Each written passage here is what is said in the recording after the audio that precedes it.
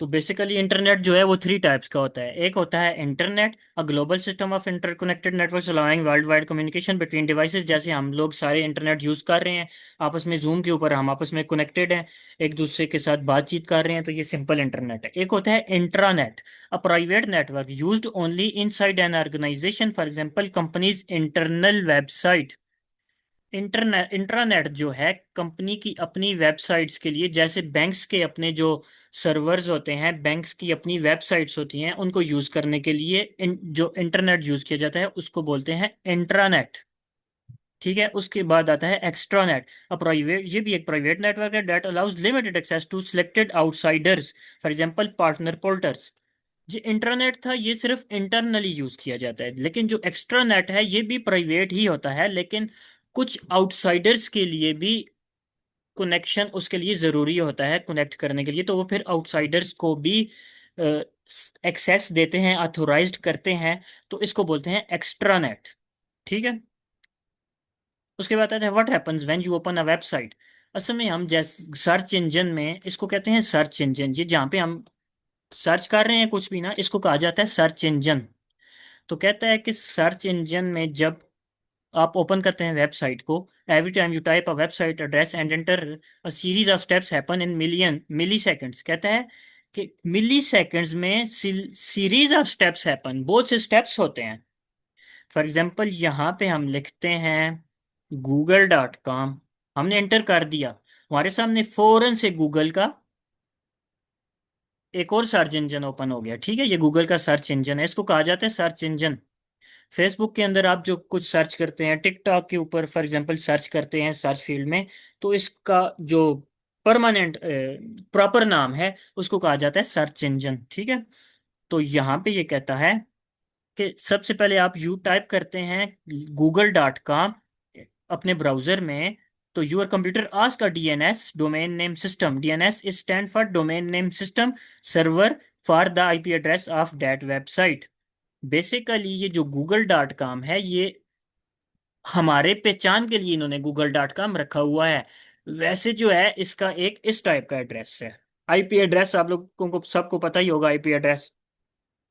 Basically google.com का जो system है वो इस में, ये मैंने एग्जांपल लिखी है, इस तरह के एक एड्रेस पे काम कर रहा है। लेकिन अब दुनिया में अरबों वेबसाइट्स हैं, हम लोग याद तो नहीं कर सकते ये आईपी एड्रेसेस। इसलिए हमारी पहचान के लिए, जैसे हमारे मोबाइल फोन में हम लोगों ने किसी का मोबाइल नंबर उसके नाम पे सेव किया होता है, वैसे ही अगर हम विदाउट नेम के नंबर सेव कर लें, कुछ अर्ज के बाद हम सोचने पर मजबूर हो जाते हैं कि ये नंबर किसका हमने सेव किया था, हम भूल जाते हैं। तो इसीलिए इंटरनेट की दुनिया में किसी भी आईपी एड्रेस की पहचान के लिए उन्होंने उसका नाम इंग्लिश में रखा हुआ है google.com। ठीक है, हमारी पहचान के लिए। तो जैसे ही हम सर्च इंजन में google.com लिखते हैं, तो डीएनएस सर्वर जो है, डीएनएस सर्वर गूगल वालों का भी है, amazon वालों का भी है, डिफरेंट कंपनीज हैं बड़ी बड़ी जिनके अपने डीएनएस सर्वर्स हैं। तो google.com जो है हम जब लिखते हैं तो डीएनएस सर्वर को एड रिक्वेस्ट भेजता है हमारा ब्राउजर, और बोलता है google.com की आईपी एड्रेस क्या है। सर्वर क्या करता है, IP address of that website check करता है, फिर डीएनएस सर्वर रिप्लाई करता है with the website IP address. फिर इसके आईपी एड्रेस के साथ रिप्लाई करता है डीएनएस सर्वर हमारे ब्राउजर को, हमारे सिस्टम को, कि इस डोमेन की आईपी एड्रेस ये है। फिर उस आईपी एड्रेस पे ये वाला डेटा जो है ये स्टोर्ड है, वो हमारे सामने शो हो जाता है। बेसिकली आईपी एड्रेस बैकएंड पे काम कर रही होती है। तो उसके बाद your computer sends a data request to that IP address through your router.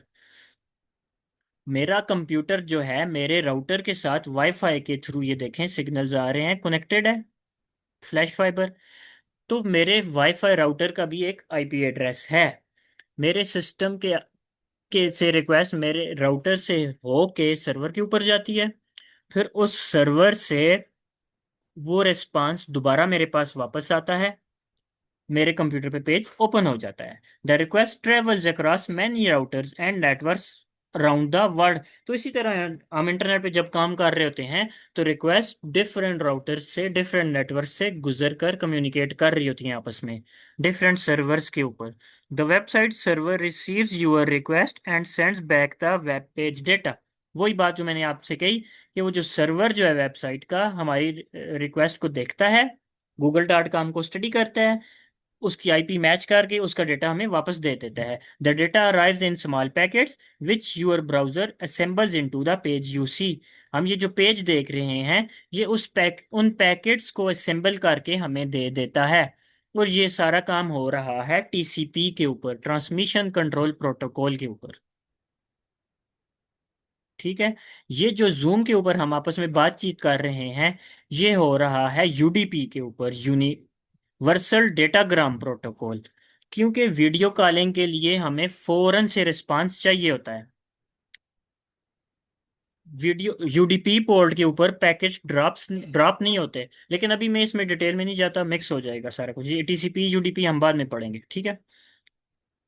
तो इस सारे केस में ये जो हमने किया, google.com हमने एंटर किया सर्च इंजन में, डीएनएस सर्वर पे रिक्वेस्ट गई, आईपी एड्रेस के साथ मैच किया गया, आईपी एड्रेस का रिस्पांस हमारी तरफ आया।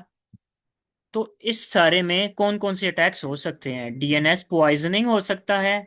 Fake IP address is return redirecting you to malicious site. Attacker क्या करता है, डीएनएस को पॉइजन करके वहां पे google.com के साथ कोई गलत आईपी एड्रेस, अपनी मर्जी का आईपी एड्रेस डाल देता है। जब हम google.com लिखते हैं, वो हम असल में जो google.com का आईपी एड्रेस है उसके बजाय अटैकर के डाले हुए आईपी एड्रेस पे रीडायरेक्ट हो जाते हैं। तो इसको कहते हैं डीएनएस पॉइजनिंग। हम मेलिशियस साइट के ऊपर चले जाते हैं। मेलिशियस साइट मतलब अटैकर की साइट, ठीक है। उसके बाद एक और रिक्वेस्ट इसमें अटैक होता है, man in the middle attack. An attacker intercepts your request. ये जो हमने यहाँ पे google.com लिखा, ये रिक्वेस्ट जो है सर्वर पे गई, दरमियान में हमारे नेटवर्क से, राउटर से होके जब रिक्वेस्ट जाएगी, तो एक अटैकर अगर हमारे राउटर को एक्सेस करके इस रिक्वेस्ट को रीड करेगा, तो रीड करके वो इस पे man in the middle attack कर सकता है। आप लोग सोच रहे होंगे जो नए लोग हैं कि ये कैसे होगा, तो इंशाल्लाह आगे आपको समझ आ जाएगी, कंफ्यूज नहीं होना, ठीक है। उसके बाद होता है DDoS attack. The server is flooded with fake request and can not respond to real users.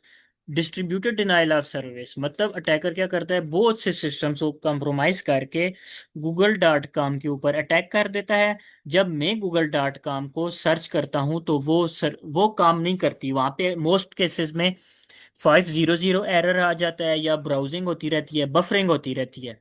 कई दफ़ा आपने देखा होगा बफरिंग हो रही होती है, कोई वेबसाइट आप ओपन करते हैं, क्यों? वो बहुत ज़्यादा फ्लडेड लोडेड हो जाती है, वो काम करना छोड़ जाती है। तो इसको कहते हैं डीडास अटैक। एक होता है डास अटैक, एक होता है डीडास अटैक। इसकी डिटेल्स आगे हम पढ़ेंगे। IP addresses your digital address. तो आईपी एड्रेसेस जो है आपके डिजिटल एड्रेसेस हैं। N IP address internal protocol address. IP stand for internal protocol, internet protocol. Internet protocol address is a unique numerical label assigned to every device on a network. Think of it like a postal address. Without it, data would have nowhere to go. मतलब ये एक आप समझ लें postal address है, इसके बगैर data कहीं भी नहीं जा सकता। अगर google.com के बैक एंड पे अगर कोई आईपी एड्रेस ना होता, तो फिर ये किसी काम का नहीं था। ये फ्रंट पे समझ लें,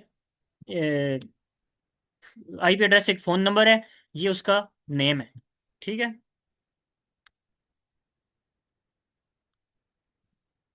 उसके बाद आते हैं आईपी एड्रेस की types. IPv4 and IPv6।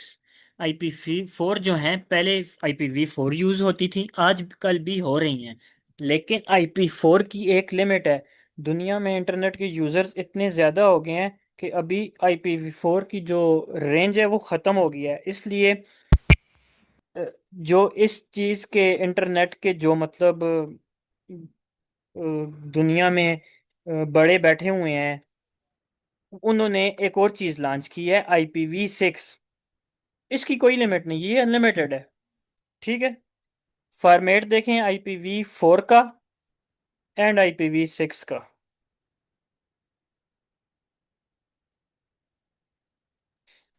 4 numbers of separated dots, ये IPv4 है, ठीक है। ये और IPv6 जो है 8 ग्रुप्स ऑफ सेपरेटेड कॉलम्स, ये 8 ग्रुप्स हैं। जिसमें नंबर्स एंड वेरिएबल्स दोनों का कंट्रीब्यूशन है। ये जो है 128 बिट्स के होते हैं और ये जो है 32 बिट्स के होते हैं IPv4 address. And IPv4 address की टोटल जो एड्रेस थे, लिमिट थी मैक्सिमम 4.3 बिलियंस थी, ये रनिंग आउट हो चुके हैं, ख़त्म हो गए हैं। दुनिया में 4.3 बिलियन से ज़्यादा यूज़र्स हो गए हैं, इसलिए IP4 एड्रेसेस की कमी हो गई है, ख़त्म हो गए हैं। इसलिए उन्होंने किया IPv6 एड्रेसेस लॉन्च किए, जिनकी कोई लिमिट नहीं है। ये अनडिसिलियन है, वर्चुअली अनलिमिटेड है, इनकी कोई लिमिट नहीं है। ठीक है। आगे जब आप बाग बाउंटी में काम करेंगे तो बहुत सी जगहों पे आप IPv4 भी देखेंगे और IPv6 एड्रेसेस भी देखेंगे, और इनके ऊपर आप अटैक्स भी करेंगे। सिक्योरिटी के हिसाब से IP सिक्योरिटी जो है ऑप्शनल है इस IPv4 पे। लेकिन IPv6 जब इन्होंने बनाया तो इन्होंने एक और ये काम किया कि इसके अंदर सिक्योरिटी बिल्ट इन कर दी, इसको थोड़ा सिक्योर कर लिया। सिक्योर से मुराद ये है कि IPv4 से सिक्योर कर लिया। इसका ये मतलब नहीं है कि ये सिक्योर हो चुका है हमेशा के लिए, इस पे भी अटैक्स हो रहे हैं, इसको भी हैकर्स अटैक करते हैं, कंप्रोमाइज करते हैं। लेकिन इसकी बनिस्बत इसको सिक्योरिटी दी गई है, इसको सिक्योर करके लॉन्च किया गया है। उसके बाद still widely used by exhausted, still widely use हो रहे हैं, लेकिन ये फ्यूचर का स्टैंडर्ड है, ये हमेशा यूज किया जाएगा, इसकी कोई लिमिट नहीं है। उसके बाद आता है public versus private IP addresses. IP addresses public कौन से होते हैं और प्राइवेट कौन से होते हैं? पब्लिक आईपी एड्रेसेस वो होते हैं जो assigned by your ISP. ISP stand for internet service provider, visible to the whole internet. Your router has one public IP. जैसे हमारे राउटर का एक पब्लिक आईपी एड्रेस है, आईएसपी जो है मेरा जो है पीटीसीएल है, मैंने पीटीसीएल का इंटरनेट घर पे लगाया हुआ है, तो मेरा इंटरनेट सर्विस प्रोवाइडर जो है पीटीसीएल है। और पीटीसीएल ने मुझे एक आईपी एड्रेस दिया हुआ है मेरे राउटर के साथ, वो मेरा पब्लिक आईपी एड्रेस है। ठीक है। उसके बाद आता है private IP address, used only inside your network, not visible on the internet. अब जैसे हमारे घर में एक राउटर लगा हुआ है वाईफाई का, मैंने अपना मोबाइल भी कनेक्ट किया हुआ है राउटर के साथ, अपना लैपटॉप भी कनेक्ट किया हुआ है, मेरे घर घर के बाकी मेंबर्स ने भी इंटरनेट कनेक्ट किया हुआ है राउटर के साथ वाईफाई के थ्रू, या मैंने केबल के थ्रू अपने डेस्कटॉप कंप्यूटर के साथ इंटरनेट की केबल लगाकर उसको इंटरनेट के साथ कनेक्ट किया हुआ है। तो जब भी मैं कनेक्ट करूंगा किसी भी डिवाइस को, तो मेरी डिवाइस को एक आईपी एड्रेस दिया जाएगा, राउटर के थ्रू मुझे एक एड्रेस मिल जाएगा। वो काम करता है DHCP server, dynamic host configuration protocol, DHCP। ये राउटर के अंदर समझ लें एक सिस्टम है, जो जब यूं ही मैं अपना लैपटॉप वाईफाई के साथ कनेक्ट करता हूं तो मुझे एक आईपी एड्रेस दे देता है। ये होता है प्राइवेट आईपी एड्रेस, और ये चेंज भी होता रहता है। यहाँ पे एक्स का मतलब है कि यहाँ पे 0 से 1 से लेके 254 तक एड्रेस आ सकते हैं। यहाँ पे 3x का मतलब है यहाँ पे भी 0 से 254 तक, यहाँ पे भी, यहाँ पे भी। और यहाँ पे 2x का मतलब है यहाँ पे भी 0 से 254 तक डिवाइसेस कनेक्ट हो सकती हैं, यहाँ पे भी हो सकती हैं। ठीक है। Private and public IP addresses में ये फर्क है। प्राइवेट आईपी एड्रेस मतलब किसी नेटवर्क के अंदर रहकर उन डिवाइसेस को जो आईपी एड्रेसेस मिले हुए हैं वो प्राइवेट हैं, क्योंकि मेरे लैपटॉप का आईपी एड्रेस मेरे घर के अंदर तक ही रहेगा, मेरे राउटर से बाहर इंटरनेट के ऊपर किसी कनेक्शन में कहीं भी नहीं जाएगा। बाहर कौन सा एड्रेस जाएगा? मेरे राउटर का एड्रेस जाएगा। मेरे राउटर को जो एड्रेस मिला था आईएसपी की तरफ से, इंटरनेट सर्विस प्रोवाइडर की तरफ से, ये मेरा राउटर जैसे कि मैं google.com लिखूंगा, डीएनएस सर्वर के साथ कनेक्ट करेगा, तो वो उस एड्रेस से करेगा, इस एड्रेस से नहीं करेगा। ये एड्रेस सिर्फ मेरे राउटर और मेरे कंप्यूटर के बीच आपस में कम्युनिकेशन करवाएगा, या फिर यहां से मैं अपने कंप्यूटर से अपने भाई के साथ कोई कनेक्शन अपने मोबाइल के साथ करूंगा, तो ये इंटरनल जो प्राइवेट आईपीज हैं ये यूज किए जाएंगे। तो कोई भी है दुनिया में, कोई भी ऐसी डिवाइस नहीं है जो किसी आईपी के एड्रेस के बगैर काम कर रही हो। ना कोई कैमरा, ना कोई फिंगरप्रिंट डिवाइस। फिंगरप्रिंट डिवाइसेस जो इंटरनेट से कनेक्टेड होती हैं वो भी आईपी एड्रेस के साथ होती हैं, उनको भी आईपी एड्रेस दिए जाते हैं। जो कैमरा होते हैं उनको भी आईपी एड्रेस दिए जाते हैं। बग बाउंटी में आप इन चीज़ों की भी टेस्टिंग करते हैं। कुछ कंपनीज आप अपने स्कोप में, अपनी कंपनी की, जो कंपनियां आईओटी डिवाइसेस बनाती हैं, IoT is stand for internet of things. IoT stand for internet of things. इसमें बहुत सी डिवाइसेस होती हैं। Bluetooth devices, camera devices, fingerprint devices, इस टाइप की डिवाइसेस को बोलते हैं आईओटी डिवाइसेस। तो इनको भी आईपी एड्रेसेस दिए जाते हैं। आईपी एड्रेस के बगैर इंटरनेट पर कोई भी डिवाइस काम नहीं कर सकती, ना कोई टैबलेट, ना कोई मोबाइल, ना कोई लैपटॉप, ना कोई कंप्यूटर, कुछ भी नहीं। उसके बाद आता है static versus dynamic IP. Static IP, a fixed address that never changes. Servers, printers, network devices. Network devices means हमारा राउटर, आईएसपी की तरफ से हमें जो एड्रेस दिया गया, हमेशा से वो स्टैटिक रहेगा, चेंज नहीं होगा, ये फिक्स रहेगा। जो आईपी एड्रेस फिक्स होते हैं वो स्टैटिक होते हैं, चेंज नहीं होते। सर्वर्स के ऊपर जैसे गूगल का सर्वर है, amazon का सर्वर है, उनके जो एड्रेसेस हैं वो हमेशा से सेम रहेंगे। हम जो भी डिवाइस यूज, सॉरी डिवाइस नहीं, वेबसाइट पे काम करते हैं, यूज करते हैं वेबसाइट्स, तो वो किसी ना किसी सर्वर पे काम कर रही हैं। तो उन सर्वर के एड्रेसेस जो हैं वो हमेशा से स्टैटिक रहेंगे, फिक्स रहेंगे। प्रिंटर्स जो कनेक्टेड होते हैं उनको भी फिक्स एड्रेसेस दिए जाते हैं, और नेटवर्क डिवाइसेस में मोडेम्स, राउटर्स वगैरह आती हैं, उनको भी फिक्स एड्रेसेस दिए जाते हैं। जबकि डायनेमिक आईपी एड्रेसेस जो हैं असाइंड ऑटोमेटिकली बाय अ डीएचसीपी सर्वर। मैंने आपको बताया था कि हमारे राउटर के अंदर डीएचसीपी सर्वर होता है। DHCP is stand for dynamic host configuration protocol. आप लोगों ने अपने पास रजिस्टर रखने हैं, पेन रखते हैं, इस तरह की चीजें नोट करनी है। ये वाले नोट्स में जो पढ़ा रहा हूँ ये आपको सेंड भी करूंगा, ठीक है।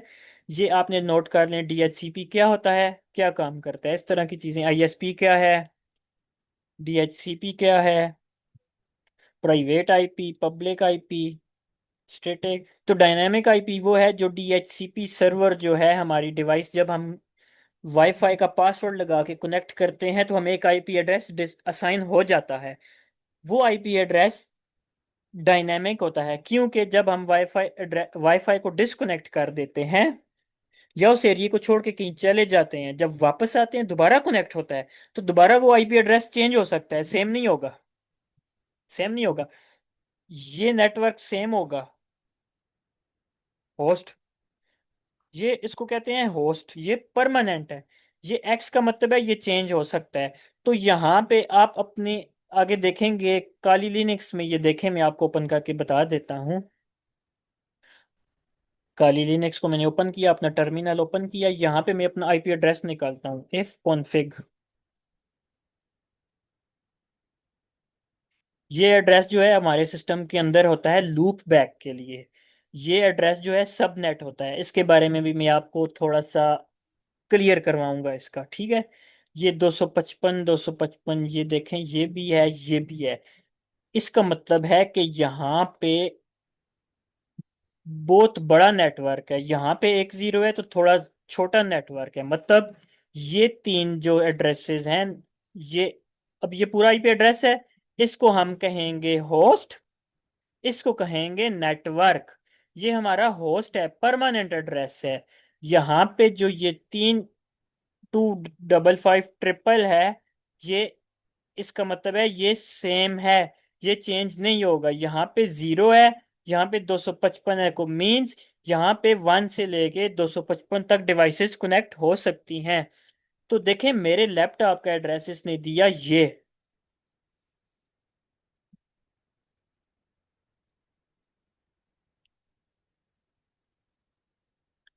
ये देखें, ये IPv6 एड्रेस है। IPv4 एंड IPv6 बताया था आपको। ये IPv4 एड्रेस की टाइप है, ये IPv4 है, ये IPv6 है, ये भी, ये भी, ये भी IPv6 एड्रेसेस की टाइप्स हैं। तो यहाँ पे देखें, मुझे इसने जो एड्रेस दिया, ये दिया मेरे लैपटॉप को। और मेरे राउटर का एड्रेस अगर देखना है आपने तो वो भी दिखा देता हूँ आपको। यहाँ पे एक और टैब में ओपन करूंगा। एक और टैब ओपन करने का तरीका ये है, Ctrl+Shift+T। ये देखें, ये एक टैब थी पहले, ये मेरे पास एक और टैब ओपन होगी गाली लिनक्स के अंदर। यहाँ पे फॉन्ट बड़े करूंगा, नजर आपको सही आए, फिर दबाऊंगा Ctrl+Shift+, फॉन्ट बड़े हो गए। यहाँ पे मैं लिखूंगा, यहाँ पे मैंने लिखा था आई क्या लिखा था, क्लियर करता हूँ, IP कॉन्फ़िग लिखा था, नहीं सॉरी, इफ कॉन्फ़िग लिखा था। इफ कॉन्फ़िग में इसने मुझे सिर्फ एक एड्रेस ला के दिया, मेरे लैपटॉप का जो पर्सनल एड्रेस है वो ला के दिया, प्राइवेट एड्रेस।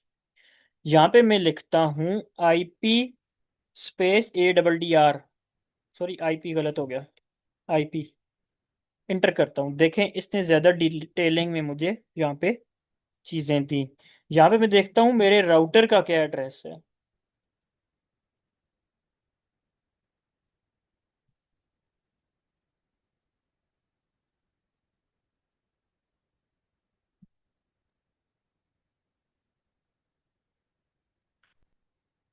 मेरे राउटर, एक और टैब ओपन करता हूँ, पहले देखता हूँ इंटरनेट चल रहा है मेरे पास इस काली लिनक्स में।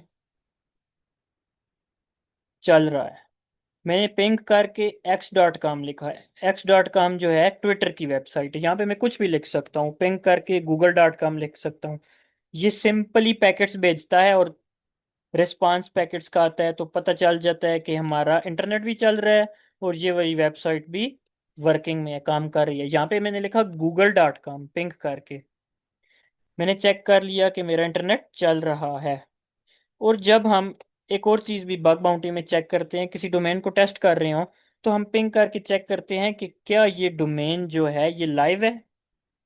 अगर यहाँ पे पैकेट्स आ रहे हैं ऑटोमेटिकली तो मतलब ये लाइव है, काम कर रही है facebook.com।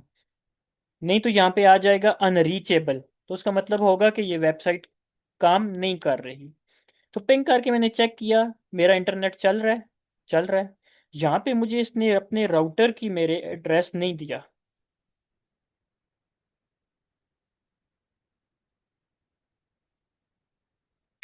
लूप बैक, इसने यहाँ पे भी मुझे जो IP एड्रेस दिया, ये वाला दिया, ठीक है। और उसने आगे 24 लिखा। 24 का मतलब है कि यहाँ पे जीरो है। देखें, 255, ये सब नेट मास्क होता है। 255, अगर यहाँ पे भी 255 होता तो यहाँ पे 16 होता।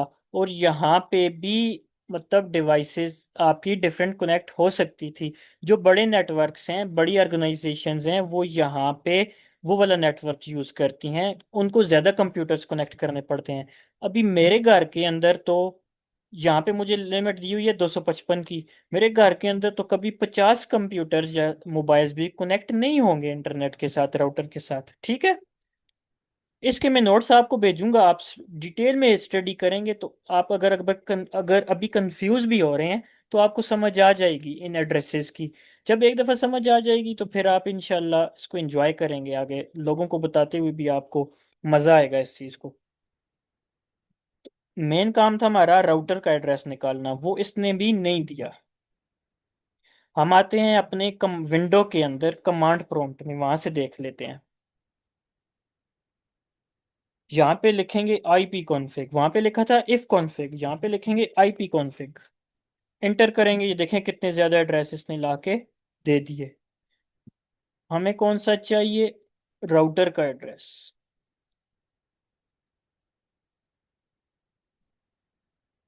राउटर का एड्रेस कौन सा है जी हमारा, यहाँ पे 18 होगा, जिसके साथ वो हमारे राउटर का एड्रेस होगा।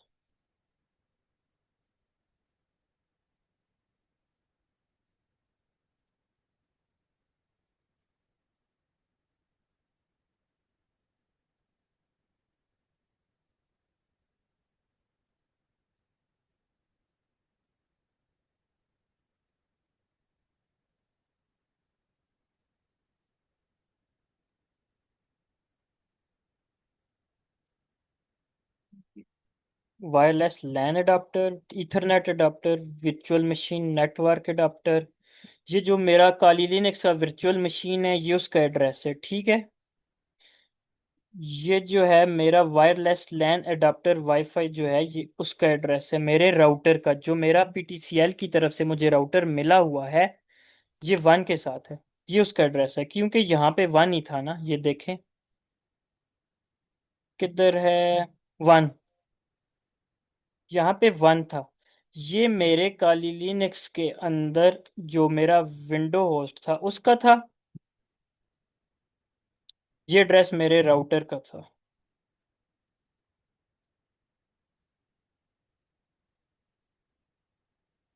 सॉरी, डिफॉल्ट गेटवे ये है मेरे राउटर का एड्रेस, ये है default gateway, one one. Router का एड्रेस होता भी मोस्टली वन वन है। ये क्योंकि परमानेंट होता है ना, वन वन होता है। उसके बाद अगर मेरा लैपटॉप कनेक्ट है तो इसका फोर है, मेरा मोबाइल कनेक्ट है तो उसका वन होगा, यहाँ पे फोर सेवन नहीं होगा। मेरे मोबाइल के ऊपर देखेंगे तो आप यहाँ पे वन होगा, यहाँ पे वन टू थ्री कुछ हो सकता है। फिर मेरे पास एक और मोबाइल है तो उसका एड्रेस यहाँ पे वन होगा, यहाँ पे थ्री फोर फाइव सिक्स, जितनी डिवाइसेस कनेक्ट होती जाएंगी यहाँ पे एड्रेसेस चेंज होते रहेंगे। ये वाले एड्रेसेस सेम होंगे। मेरे डिफॉल्ट गेटवे जो है राउटर का एड्रेस, उसके बाद ये वाले एड्रेसेस सेम होंगे। उसके बाद मेरे कंप्यूटर के अंदर, मैंने काली लिनक्स कंप्यूटर के अंदर इंस्टॉल किया हुआ है, इसलिए उस नेटवर्क के अंदर काली लिनक्स को इसने ये वाला एड्रेस दिया हुआ है। ये वाला एड्रेस इसने दिया हुआ है विंडो को, यहाँ वाला, ये वाला फोर वाला मेरी विंडो को, यहाँ पे दिया हुआ है इसने एट मेरे लैपटॉप को, बल्कि इधर था ये, कौन सा ये, मेरे लैपटॉप को। तो इसकी नेटवर्किंग की अगर आप अलग से नोट्स पढ़ेंगे तो इसकी काफ़ी डिटेल है। अभी मैं इसकी ज़्यादा डिटेलिंग में नहीं जाता। इसको आगे बढ़ते आपको मैं नोट्स सेंड करूंगा इसकी डिटेलिंग के, जहाँ से समझ ना आई जब चाहे आप मुझसे पूछ सकते हैं। क्योंकि बग बाउंटी में जो है ना, आप ज़्यादा डिटेलिंग आपको काम नहीं आएगी इन चीज़ों की। जब आप साथ साथ एन मैप यूज़ करेंगे, टूल्स यूज़ करेंगे, क्लियर होते जाएंगे आपको जब प्रैक्टिकल साथ करेंगे ना। तो ये जो आईपी एड्रेसेस हमने पढ़े हैं इनके ऊपर कौन कौन से अटैक्स हो सकते हैं वो यहाँ पे लिखे हुए हैं। IP spoofing, attacker fakes their source IP address to impersonate a trusted device. Attacker क्या करता है, सोर्स आईपी एड्रेस को फेक करके चेंज कर देता है, और विक्टिम जो है वो उसको इम्पर्सोनेट करके ट्रस्टेड डिवाइस जो है उसका इम्पर्सोनेट करता है ट्रस्टेड डिवाइस से, और अपनी डिवाइस के साथ कनेक्ट कर देता है, मलिशियस डिवाइस के साथ या नेटवर्क के साथ। और इसके बाद port scanning, attacker scan IP address to find open ports and running services. Attacker क्या करते हैं, आईपी एड्रेस के ऊपर तकरीबन 65,535 पोर्ट्स होती हैं, TCP and UDP. TCP ports की भी जो होती है क्वांटिटी 65,535 होती है, और यूडीपी की भी। TCP stand for transmission control protocol, UDP stand for universal datagram protocol. TCP जो है फाइल ट्रांसफर्स के लिए और ब्राउजिंग के लिए यूज होता है, और यूडीपी जो है गेमिंग के लिए और वीडियोस के लिए, वीडियो स्ट्रीमिंग, जो हम आपस में जूम पे वीडियो कॉलिंग करते हैं, व्हाट्सएप अगर कंप्यूटर पे हो या मोबाइल पे हो, व्हाट्सएप पे जो वीडियो कॉलिंग होती है ये यूडीपी पे ऊपर होती है। और डीएनएस, ये तीन चीजें हैं, DNS, video calling and gaming, ये होती हैं यूडीपी के ऊपर। मोबाइल्स के ऊपर भी, कंप्यूटर्स के ऊपर भी। बैक एंड पे तो जाहिर है आईपी एड्रेसेस चल रहे हैं, और आईपी एड्रेसेस के ऊपर डिफरेंट पोर्ट्स हैं जिन पे डिफरेंट सर्विसेज चल रही हैं। बाकी जो हमारी ईमेल्स हम सेंड करते हैं, हम डेटा सेंड करते हैं, जो ब्राउजिंग करते हैं इंटरनेट के ऊपर, वो होती है टीसीपी के ऊपर। ठीक है। टीसीपी और यूडीपी के बारे में आगे पढ़ेंगे, इसलिए मैं ज़्यादा डिटेल आगे मजीद इसमें नहीं जाता, ठीक है। तो अटैकर क्या करता है, पोर्ट स्कैनिंग करता है आईपी एड्रेसेस की, ओपन पोर्ट्स फाइंड करता है, फिर उनके ऊपर जो रनिंग सर्विसेज हैं वो फाइंड करता है, फिर उन सर्विसेज को चेक करता है कि इन सर्विसेज के अंदर कोई वल्नरेबिलिटी तो नहीं है पहले से कोई फाइंड की हुई किसी ने। अगर फाइंड की हुई है, फिर उसका एक्सप्लॉइट फाइंड करता है, गूगल के ऊपर से मिल जाए तो वो उस अटैक अटैक करके कंपनी को रिपोर्ट कर देता है। तो आपके लिए ये चीज़ें सीखना थोड़ा मुश्किल ज़रूर होगा। आप अभी सोच रहे होंगे, किसी को, नए बंदों को मुश्किल लग रही होंगी, लेकिन जब आप सीख जाएंगे तो अटैक करने आपके लिए बहुत ईजी हो जाएंगे। अटैक करने के लिए एक्सप्लॉइट्स टूल्स ऑनलाइन पड़े हुए हैं, आपने सिर्फ डाउनलोड करने हैं, उन टूल्स को कमांड्स देनी है और उनसे काम करवाना है। टूल्स अपना काम खुद करेंगे, आपने सिर्फ कमांड्स देनी होगी। उसके बाद आता है black listing. Non malicious IP addresses can be blocked at the firewall. तो जब कोई बैड हैकर किसी कंपनी की वेबसाइट के ऊपर हैकिंग कर रहा होता है, या बग बाउंटी हंटर भी, मतलब कंपनी ने अपनी पॉलिसीज में लिखा होता है कि आपने 1 मिनट में 20 रिक्वेस्ट सेंड करनी है। अगर आप 1 मिनट में बग बाउंटी करते हुए 100 रिक्वेस्ट सेंड कर देते हैं, तो उन्होंने फायरवॉल को पॉलिसीज दी होती हैं कि तुमने अगर 1 मिनट में 20 से ज़्यादा रिक्वेस्ट आए किसी आईपी एड्रेस से, क्योंकि रिक्वेस्ट जब भी इंटरनेट के ऊपर कम्युनिकेशन होती है, रिक्वेस्ट जाती हैं, ट्रेवल करती हैं, तो आईपी एड्रेस इन्वॉल्व होते हैं। एक आईपी एड्रेस से दूसरी आईपी एड्रेस पे ट्रैफिक जाती है।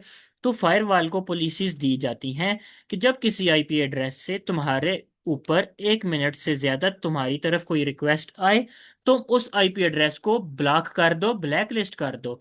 फायरवॉल ऑटोमेटिकली उस आईपी एड्रेस को ब्लैक लिस्ट में डाल देता है। फिर आप अपने सेम नेटवर्क से उस वेबसाइट को कनेक्ट नहीं करते।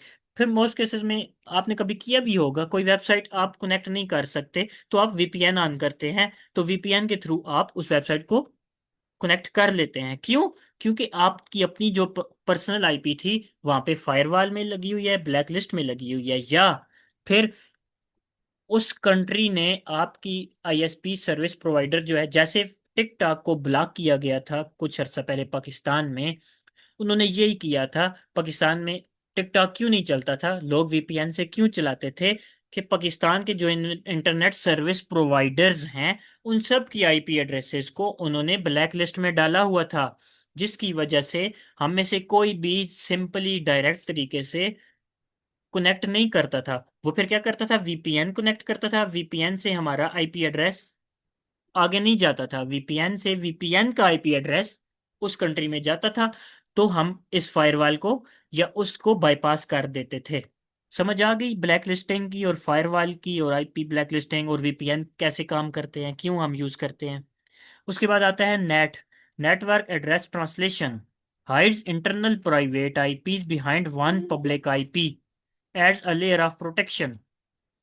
कंपनीज भी ये यूज करती हैं कि अपनी प्राइवेट आईपीस को, जैसे google.com की प्राइवेट आईपी एड्रेस को उन्होंने छुपाया होता है। यहाँ पे देखें, मैं एक टूल है, आप इसके बारे में आगे पढ़ेंगे, एनएस लुकअप। इस टूल को लिखता हूँ, आगे लिखता हूँ, समझ लें मैं माइक्रो फेसबुक facebook.com। ये टूल क्या करता है, फेसबुक डॉट, मैंने वॉम लिख दिया, सॉरी, क्लियर, फेस, ये कुछ, एनएस लुकअप facebook.com। मैंने एंटर किया, इसने क्या किया, सर्वर, ये मेरे सर्वर का एड्रेस दिया, ठीक है, जो मेरा गेटवे, मेरा राउटर है, यहां से रिक्वेस्ट की। इसने मुझे बताया कि तुम्हारे सर्वर से रिक्वेस्ट गई। रिक्वेस्ट कैसे गई? डीएनएस पे गई ना, फेसबुक के डीएनएस पे इसने रिक्वेस्ट भेजी, तो डीएनएस पोर्ट 53 पे काम करता है, डीएनएस पोर्ट 53 पे काम करता है।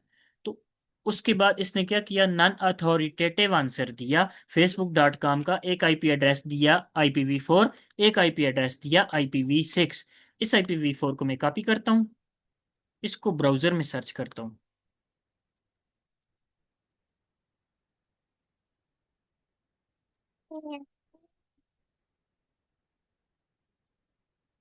प्रोसीड एनी में करता हूँ, कहता है ये रिस्की है, लेकिन मैं प्रोसीड करता हूँ। ये देखें, sorry something went wrong, we are working on getting this fixed as soon as possible. हम इसको एक्सेस नहीं कर पा रहे, ठीक है। इन्होंने ये जो आईपी एड्रेस दिया हुआ है, ये इन्होंने अपना प्राइवेट आईपी एड्रेस, फेसबुक का जो पर्सनल है वो नहीं दिया हुआ है, इन्होंने सी नेम यूज किया हुआ है। सी नेम यूज करके इन्होंने ये एक पब्लिक के लिए अलग से आईपी दिया हुआ है।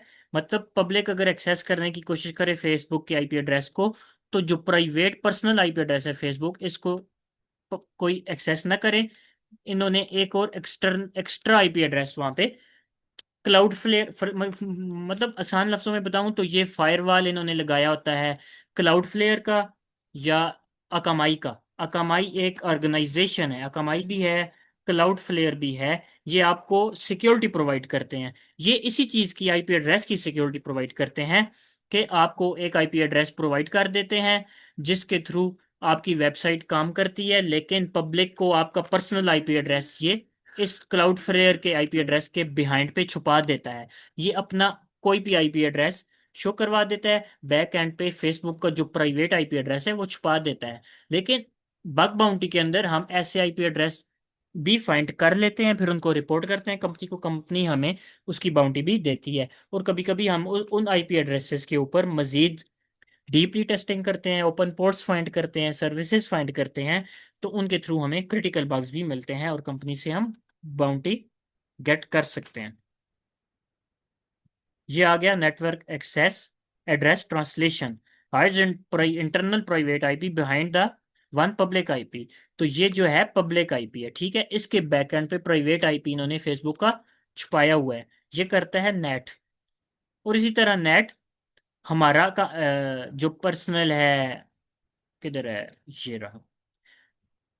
नेट हमारा एड्रेस भी जो प्राइवेट है उसको छुपा के रखता है। ये जो हमने पढ़ा था प्राइवेट एड्रेसेस ये शो नहीं करवाता इंटरनेट पे हमारा। देखें, मैं अभी गूगल पे लिखता हूँ what is my IP address, what's my IP.